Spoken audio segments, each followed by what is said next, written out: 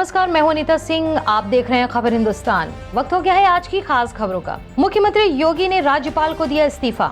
विधानसभा चुनाव में प्रचंड बहुमत हासिल करने के बाद प्रदेश में नई सरकार के गठन की कवायद शुरू हो गई है।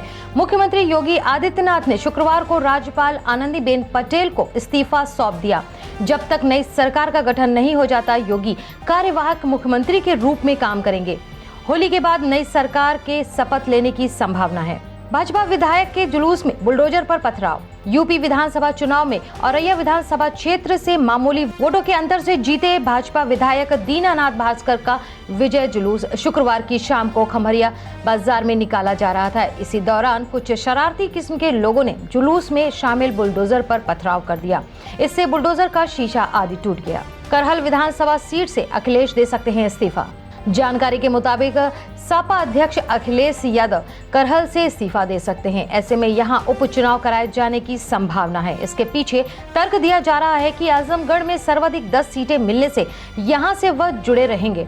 वहीं आजम खां भी अपनी सीट छोड़ सकते हैं। संसद में सपा के 5 सांसद हैं। इसमें मैनपुरी से मुलायम सिंह यादव, आजमगढ़ से अखिलेश यादव, रामपुर से आजम खां, मुरादाबाद से एसटी हसन, संभल से शफीकुर रहमान बर्फ सांसद हैं। सिराथू में मतगणना के दौरान हुए बवाल मामले में 500 के खिलाफ मुकदमा। सिराथू विधानसभा क्षेत्र की मतगणना के दौरान बृहस्पतिवार को हुए बवाल मामले में पुलिस ने 500 अज्ञात लोगों के खिलाफ केस दर्ज कर लिया है।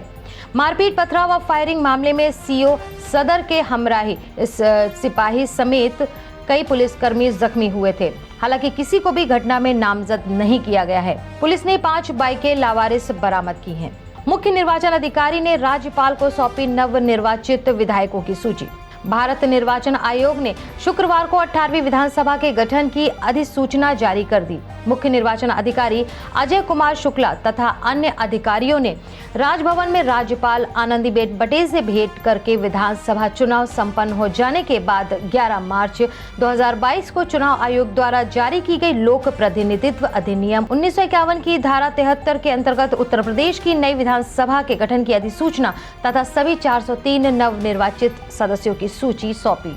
योगी सरकार में मंत्री पद के लिए इस बार कई दावेदार। प्रदेश में प्रचंड बहुमत से सत्ता पर काबिज हुई भाजपा सरकार का गठन होली के पहले होने की बात सामने आने के बाद अब इस बात की चर्चा शुरू हो गई है कि प्रयागराज से इस बार किसे मंत्रिमंडल में शामिल किया जाएगा। मिशन 2024 को देखते हुए इस बात की चर्चा ज्यादा है कि योगी सरकार में इस बार जातीय समीकरण को ध्यान में रखते हुए ही मंत्रिमंडल का गठन होगा।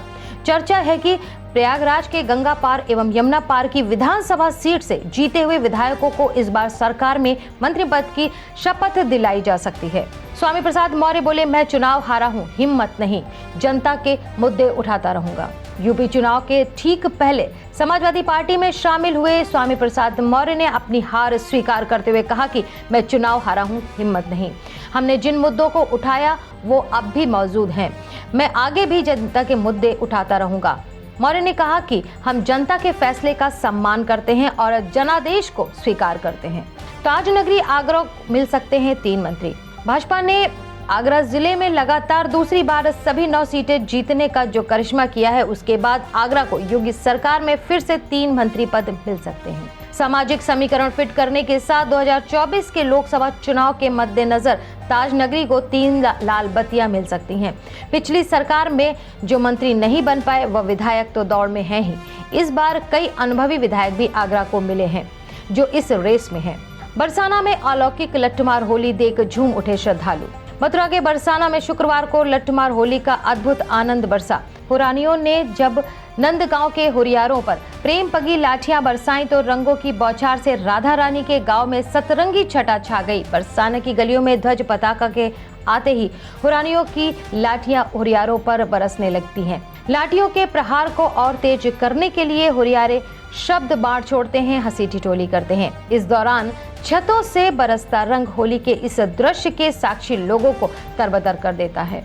गोकलपुरी में आग लगने से 7 लोगों की मौत, 30 झोपड़ियां जली। दिल्ली के गोकलपुरी थाना क्षेत्र के गोकलपुर गांव में शुक्रवार देर रात आग लगने से 7 लोगों की मौत हो गई। आग लगने से 30 झोपड़ियां जलकर राख हो गई। दिल्ली के मुख्यमंत्री अरविंद केजरीवाल ने इस घटना पर दुख जताया है। उत्तर पूर्वी दिल्ली के अतिरिक्त पुलिस आयुक्त ने कहा कि गोकलपुरी थाना क्षेत्र में रात लगभग 1 बजे आग लगने की सूचना मिली। तत्काल टीम को मौके पर बचाव उपकरणों के साथ भेजा गया।